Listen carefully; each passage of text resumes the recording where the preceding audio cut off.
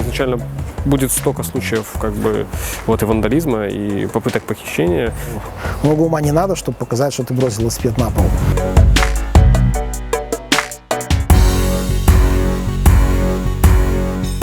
Отличие от обычного проката заключается в том, что вам нет необходимости идти в определенное место, брать самокат, там платить гроши, да, и обратно потом через некоторое время сдавать там этот самокат. Вся фишка сервиса в том, что вы можете его взять в городе, увидеть его на карте, взять, покататься и оставить также в городе в удобном для вас месте. В Шанхае проводили исследования, на 35% уменьшилось использование автомобилей на короткие расстояния. То есть, если нужно тебе куда-то поехать недалеко, человек может сесть на велосипед и приехать, ему не нужно для этого там заводить машину, искать где-то стоянку, парковаться. То есть, ну, это и экологический проект, и фитнес-проект, и транспортный проект. Ну, в общем, наверное, так хочется. Просто обидно было, когда в других городах это есть, а в Беларуси этого не было. Калі мы толькі запусціліся, гэта быў нейкі новы від, як это назваць, грамадскага транспарту, так?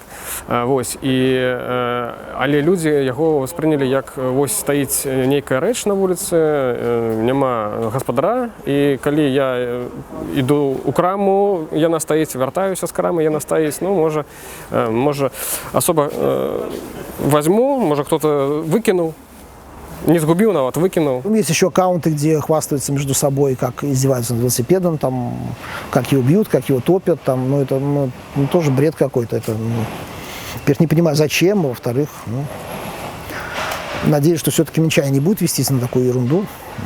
Ну попробовали, повеселились, ну и хватит, наверное. Развозчик еды.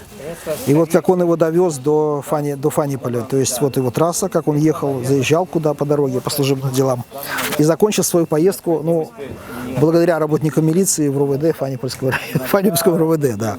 Мы смотрим за каждым самокатом и видим его перемещение, то есть внутри самоката встроена умная электроника, кроме там вот GPS-модуля, это только часть ее, да, то есть мы отслеживаем по спутнику, видим каждый самокат. Иногда идем навстречу людям, когда понимаем, что это вот бабушка забрала для внука самокат, да, ну она это сделала, думая, что этот самокат действительно ничейный, выкинутый. А если это сделано с умыслом, конкретно его пытаются разобрать, либо похитить, то тут мы подключаем, мы вынуждены обращаться в милицию, и они нам уже помогают, конечно, находить. 2 уголовных дела из 3, например, были связаны тем, что велосипед нашли у человека дома. В одном случае он в сарае, в другом случае в квартире. То есть это кража. Человек пытался обрезать провода, думая, что пропадет сигнал, и самокат можно спокойно похитить. Но этот самокат мы смогли своими силами, вовремя просто подъехали, это увидели, точнее увидели на мониторе, подъехали наши ребята, и самокат был взят. Ну а с человека уже разбиралась милиция. Как-то заговорили зубы таксисты, ребята, и просто вот сказали, что мы сейчас пойдем деньги снимем в банкомат, а у вас в заложниках полежит наш самокат. Ну, по итогу ребята ушли, а самокат остался, а таксист уже подумал, ну ладно, повезу себе самокат. Сколько я знаю, есть несколько городов, где байк-шеринг прекратил свое существование из-за актов вандализма. Это первое, это столица Евросоюза, Брюссель. В Волгограде полностью уничтожен был байк-шеринг в России. И французский город Лиль. Там тоже был уничтожен байкшеринг практически. Ну, как уничтожен? Просто когда нанесенный ущерб выше предполагаемой нормы, они просто переехали в другой город.